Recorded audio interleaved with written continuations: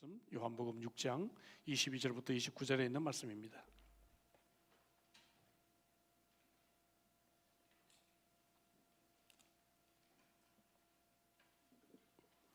한 절씩 교독합니다. 22절 제가 읽습니다.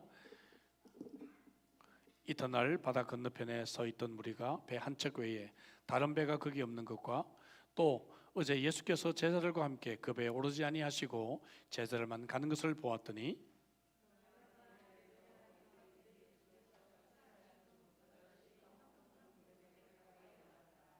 무리가 거기에 예수도 안 계시고 제자들도 없음을 보고 곧 배들을 타고 예수를 찾으러 가버나움으로 가서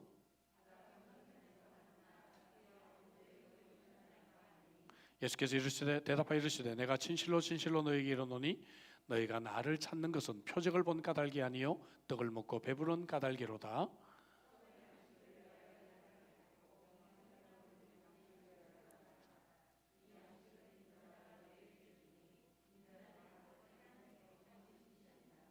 그들이 묻되 우리가 어떻게 하여야 하나님의 일을 하오리이까? 예수께서 대답하여 이르시되 하나님께서 보내신 이를 믿는 것이 하나님의 일이니라 하시니 아멘. 아멘. 예, 비가 참 많이 오죠. 화요일까지 비가 많이 온다고 예보가 되고 있는 것 같습니다. 건강하시기를 바랍니다. 많은 지역이 대피도 하고 또 와라간바댐 근처도 많이 대피를 지금 하고 있는 것 같습니다. 옆에 있는 분들 또 우리 온라인으로 함께 연결돼서 예배드리는 분들이 계십니다. 우리 함께 인사하도록 하겠습니다. 사랑하고 축복합니다.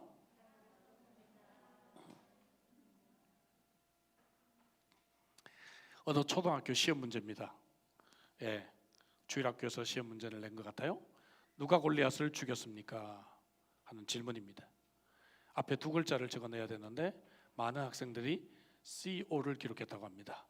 예, 코비드, 데이빗이 아니라 코비드를 기록했다고 해요.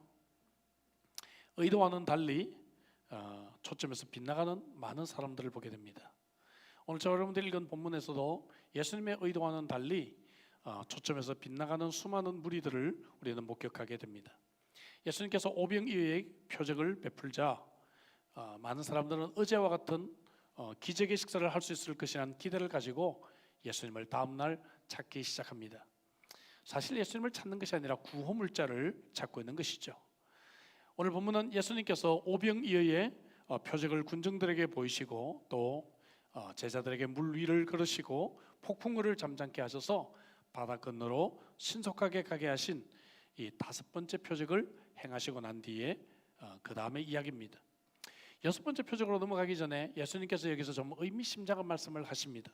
그래서 저도 여섯 번째 표적으로 넘어가기 전에 예수님의 이 말씀을 좀 우리가 한번 생각해보고 우리가 넘어갈 필요가 있어서 이 부분을 오늘 함께 생각해 봅니다. 예수님은 믿음에 대해서 너무너무 중요한 말씀을 하고 계십니다. 한동안 우리 한국 관광객들에게 표가 있었어요. 아시는지 모르겠지만 우리 한국 관광객들은 딱 세 글자입니다. 왔노라, 보았노라, 찍었노라. 예. 그래서 아무리 가이드가 설명해도 관심은 없어요. 그냥 와서 한번 휙 둘러보고 사진 찍으면 빨리 다른 데로 가자고 아주 보채는 좀 성격이 급하신 분들이 많이 계셨던 것 같습니다. 근데 사실 이 말은요 유명한 시저의 말에서 왔습니다. 시저가 가을 전투를 보고하면서 짧게 한 말이죠. 베니, 베디, 비시 왔노라, 보았노라, 이겼노라. 예, 이 유명한 말에서 왔습니다. 이런 말들을 우리는 황금 같은 진술이다 그렇게 표현합니다. 너무 멋진 말이다가 말이죠. 오늘 예수님께서도 황금 같은 진술을 우리들에게 말씀하고 계십니다. 29절에 하나님의 보내신 자를 믿는 것이 하나님의 일이다 라고 하는 이 말씀입니다. 많은 사람들이 하나님의 일에 관심이 있지만 예수님은 믿음이 하나님의 일이다 그렇게 말씀하고 계시는 것이죠. 그렇다면 예수님이 말씀하시는 이 믿음은 도대체 어떤 믿음을 말하는 것일까요? 오늘 본문에는 적어도 세 가지 종류의 믿음을 우리는 발견할 수가 있습니다. 첫째는 자신을 위한 믿음입니다. 자신을 위한 믿음. 6장이 시작이 될 때 많은 무리들이 예수님을 찾는 이유가 무엇인가? 2절을 보니까 그들이 표적을 보았기 때문이다 라고 말하고 있습니다. 여러분, 그들이 어떤 신기한 기적을 보았기 때문에 예수님을 따라다니는 것입니다. 그리고 이 오병이어의 표적을 경험하고 난 뒤에는 오늘 본문에서 무리들이 배를 채우기 위해 양식이 필요했기 때문이다 26절을 볼까요? 예수님이 그들의 동기를 말합니다. 너희가 나를 찾는 것은 표적을 본 까닭이 아니요, 이제 표적 때문이 아닙니다. 떡을 먹고 배부른 까닭이다 라고 말씀하고 있습니다. 여기에 사용된 원래 헬라어 원어는 짐승이 들판에 나가서 정신없이 풀을 뜯어먹을 때 사용한 그러한 단어를 사용하고 있습니다.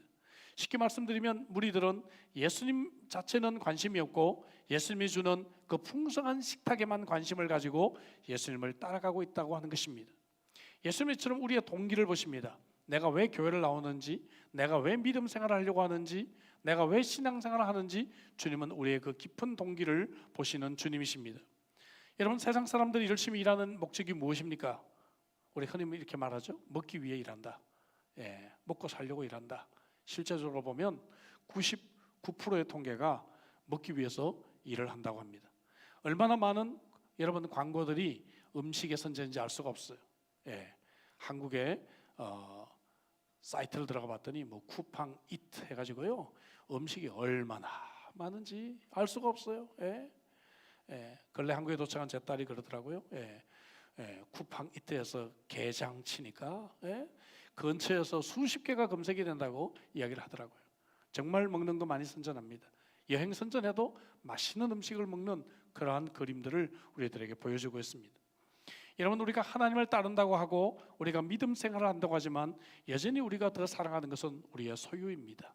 물질입니다. 먹는 것입니다. 육신의 욕심입니다. 이런 것들 때문에 하나님을 믿는 믿음을 흐리게 하는 경우들이 많이 있다고 하는 것이죠. 솔로몬도 하나님을 믿는 사람이었습니다. 그는 하나님께 큰 축복을 받은 사람이었어요.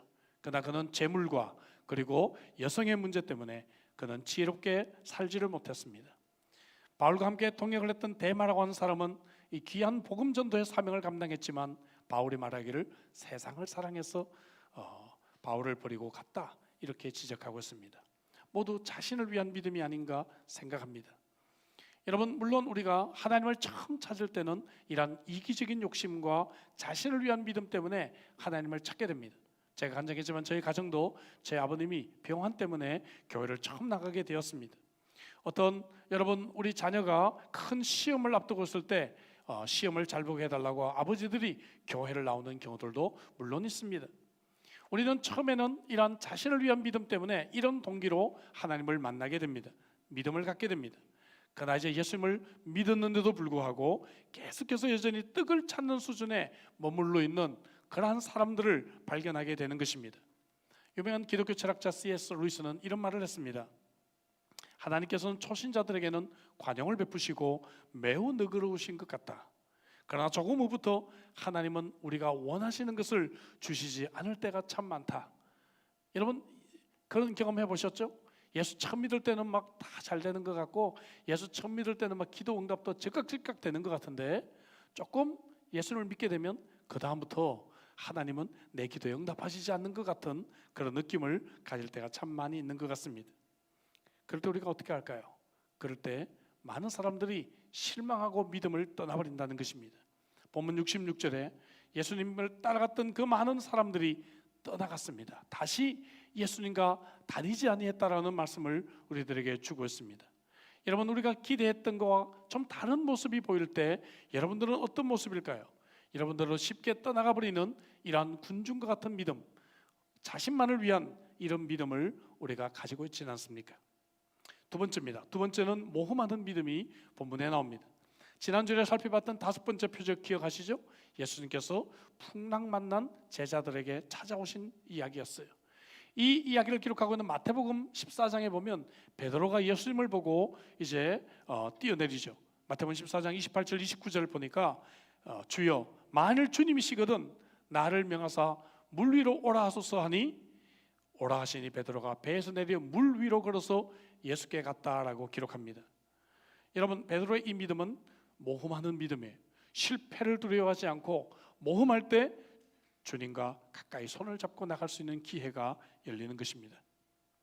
여기 베드로가 만일 주시어든 했는데 만일이란 말이 조금 번역이 if가 아니라 원래는 since입니다. 다시 말하면 주님이시기 때문에 그 말이에요. 당신이 바로 주님이시기 때문에 이제 나에게 명해서 물 위로 걸어오게 해주십시오라고 고백하는 믿음이 있다는 것이죠. 이 시점에 베드로에게 적어도 그런 정도의 믿음은 분명히 있었습니다. 그래서 예수님의 허락을 믿고 물 위로 뛰어내려 몇 발자국을 걸어가게 되었다는 것입니다. 하지만 여러분, 이 모험하는 믿음이 필요하지만 이 모험하는 믿음은 끝까지 가야 합니다. 잠시 가는 중에 베드로는 시험에 빠지게 되는 것이죠.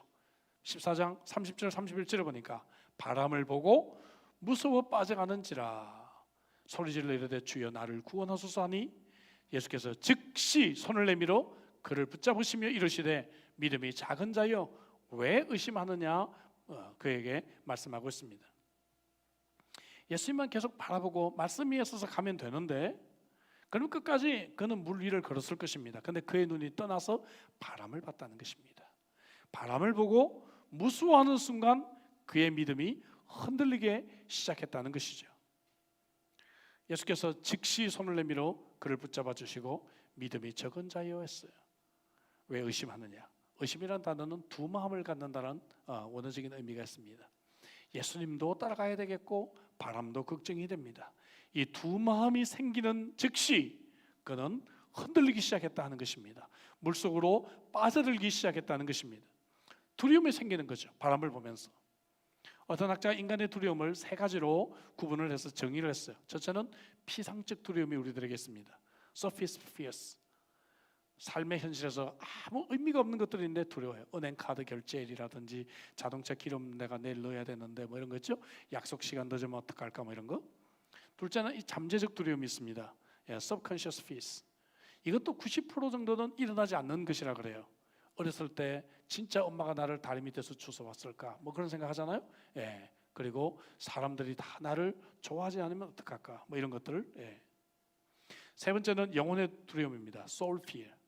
이것은 인간 본연의 두려움이라고 말하는 것이죠. 사람 누구에게나 이런 두려움이 있어요. 삶의 현실에서 느끼는 내면적인 두려움입니다. 그래서 샤머니즘이 이 무속신앙이 생기게 되는 것입니다. 영혼의 두려움으로부터 해방하고 싶어서 정령 숭배와 같은 것들이 생겨나게 되었다는 것이죠. 여러분, 두려움은 믿음과 대조를 이룹니다. 두려움은 장애를 보지만 믿음은 길을 봅니다. 두려움은 가장 어두운 밤을 보지만 믿음은 환한 낮을 봅니다.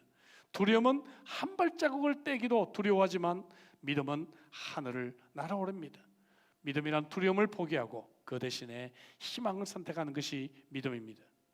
여러분, 이스라엘 백성들이 애굽을 떠나서 가나안 땅을 향해 가다가 첫 번째 만난 가장 큰 위기가 바로 홍해 앞이 아닌가 싶어요. 앞은 홍해 바다가 있습니다. 뒤에는 애굽의 군대가 자기들을 추격해 오고 있습니다. 이스라엘 백성들이 너무 큰 두려움에 휩싸이게 되는 것이죠. 이때 여러분, 그들이 가졌던 이 두려움의 부작용이 출애굽기 14장에 그대로 나와요. 첫 번째는 두려움은 우리를 회의적으로 만들게 한다는 것입니다. 두려움이 생기면 우리는 회의감이 들어요. 의심을 품게 됩니다. 질문을 야기합니다.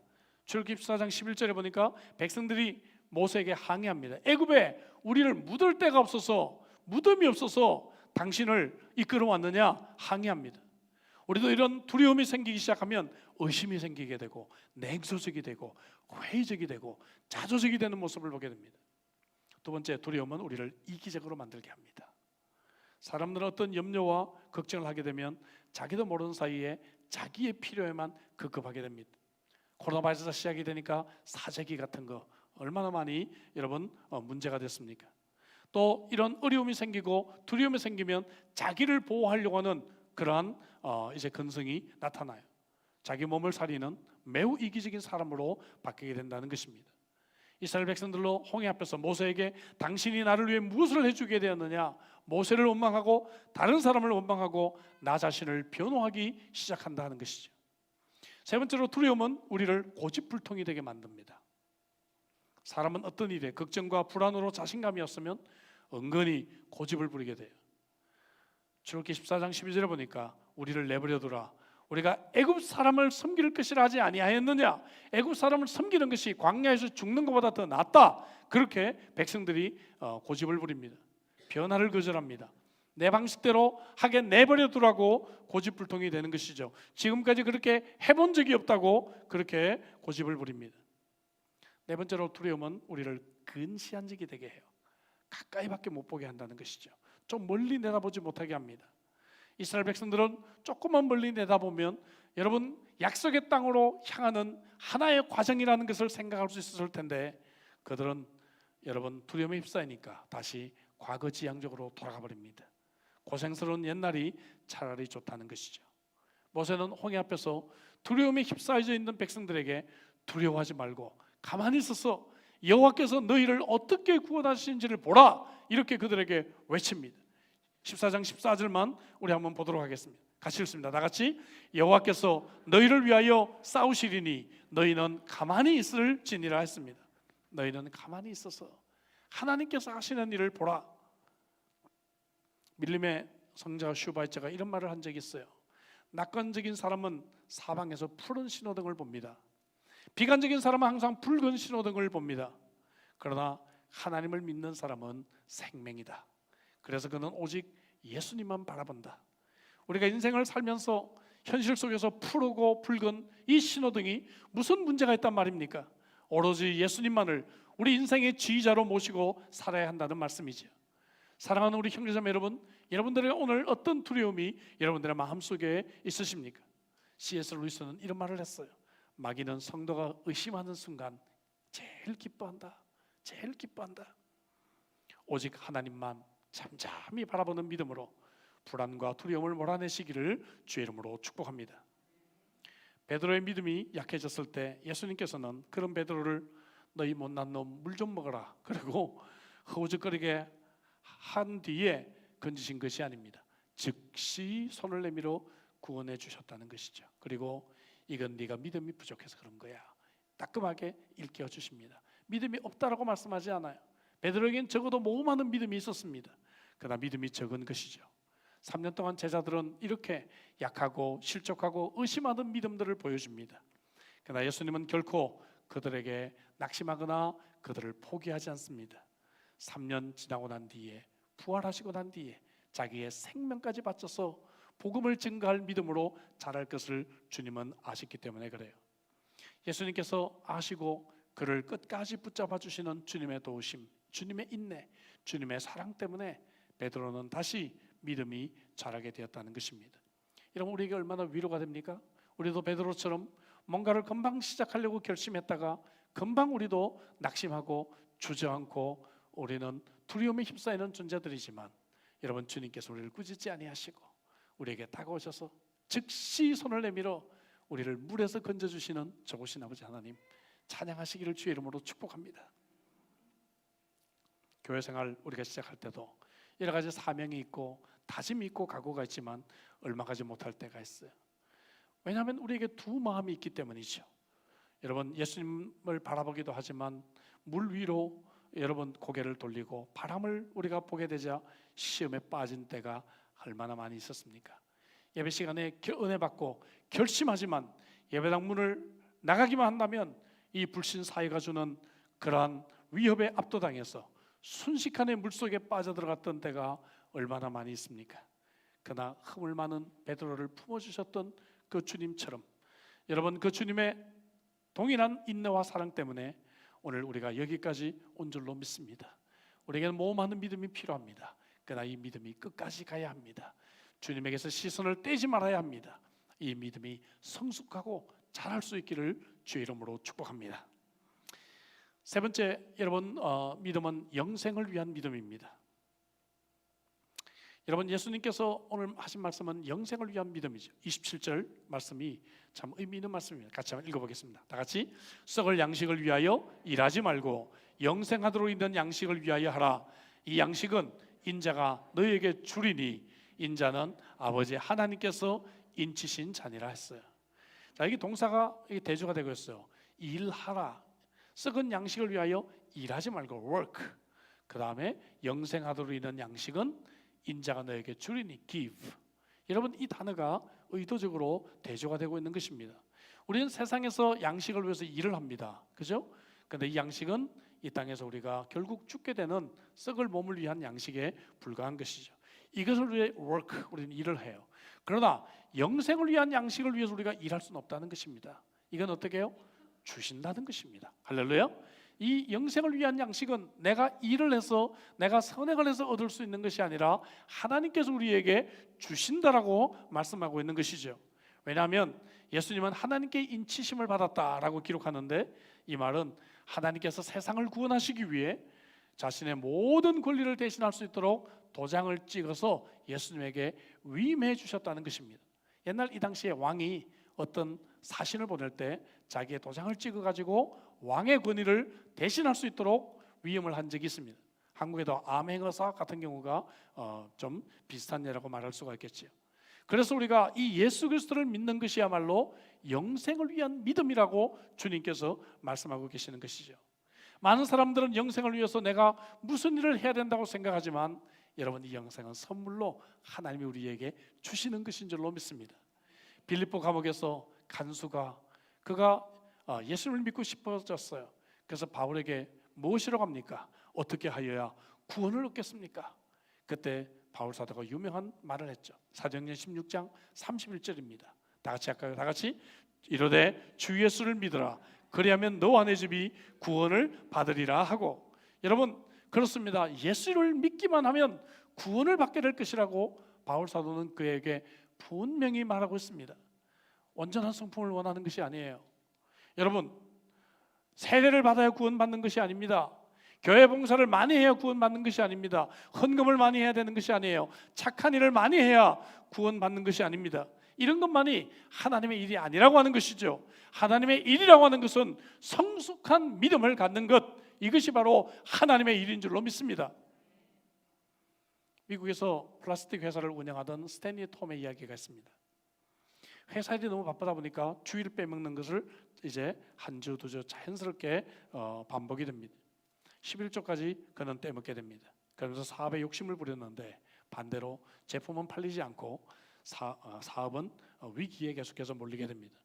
네 번째, 그가 파산 위기에 몰리게 됐을 때 물에 빠졌던 베드로가 주님을 의지해서 구원받은 것이 생각이 났습니다. 그래서 하나님께 매달렸습니다. 그랬더니 내 사업의 주인을 하나님께 맡겨라. 너는 관리자가 되어라. 이런 강한 감동을 받게 됩니다. 그래서 그는 주님이 나의 사업의 주인이 되시겠다고 결심을 합니다. 그리고 자기 혼자 결심으로 끝내지 않고 변호사를 찾아가서 계약서를 씁니다. 우리 회사의 사장은 하나님이시고 수익금에 따라서 51%는 하나님의 것입니다. 계약서까지 썼어요.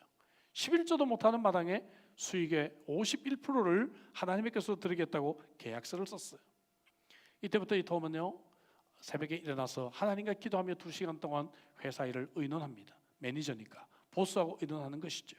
그리고 실제로 회사 수익금의 51%를 하나님께 드리기 시작했습니다.